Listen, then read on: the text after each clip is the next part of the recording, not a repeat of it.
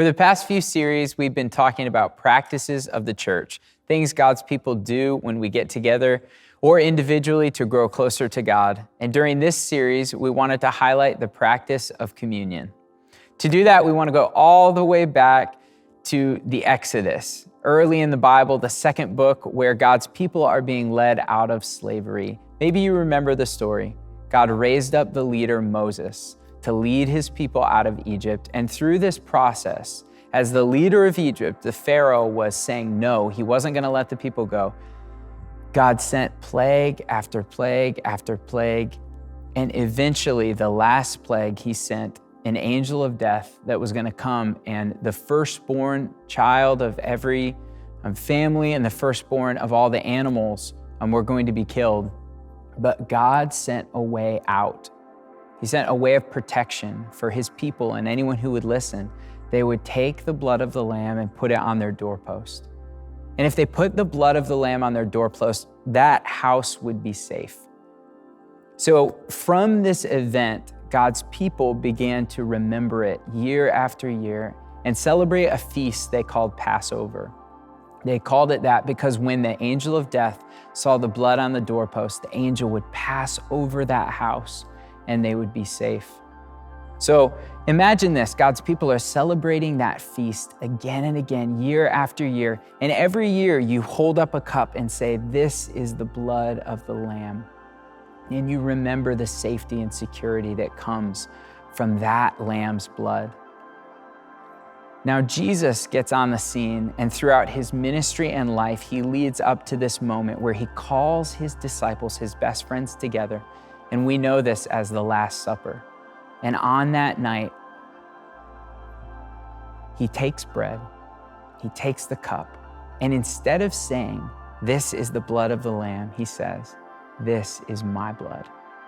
Just imagine what you think in that moment, realizing that the safety and security, the protection that he's talking about is not coming from the blood of a lamb anymore.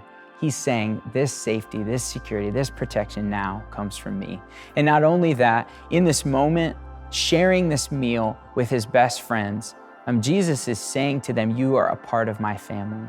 So there's something amazing that when we get together, we still celebrate this very same meal, and we allow Jesus to tell us again, "You are a part of my family." In a culture and world where we are starving for belonging, for meaning, to be a part of a family where we are truly known and truly loved, when we celebrate communion together as God's people, we get to know that feeling and that truth that God receives us as his very own family, as his children, as his daughters, as his sons. And we receive that identity again. Every week when we celebrate it, we're hearing those words, "This is my body given for you. This is my blood shed for you." And we're freshly reminded of that truth. And I wanted to share some of this with you so that maybe you could participate to a greater degree as we celebrate communion together. So one of the things that maybe you can have in your mind the next time we celebrate it is first that God invites you into his family, and he wants to tell you that he gives himself for you. And we remember that in this act. But not only that, but we get to imagine together a time when all of God's people throughout time and history, every culture, every nation of his people are gathered together, and we sit at a banquet table and we feast together with Jesus. So when we come to his table and we remember what Christ has done, we also get to look forward to that is what our purpose is. That's what we're living for that moment when God makes all things new and all things are put back to what they were supposed to be. And we celebrate with Jesus in his new kingdom.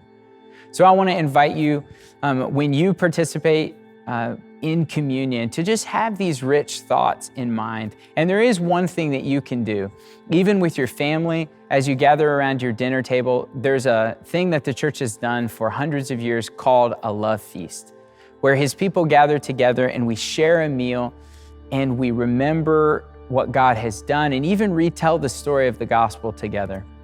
So I want to invite you, maybe the next time you have a meal, to invite your community or your family, your kids, your parents, to share the story of the gospel from beginning to end, from creation to fall, to Jesus coming and dying, and raising again, ascending to heaven, and that he promises to come back.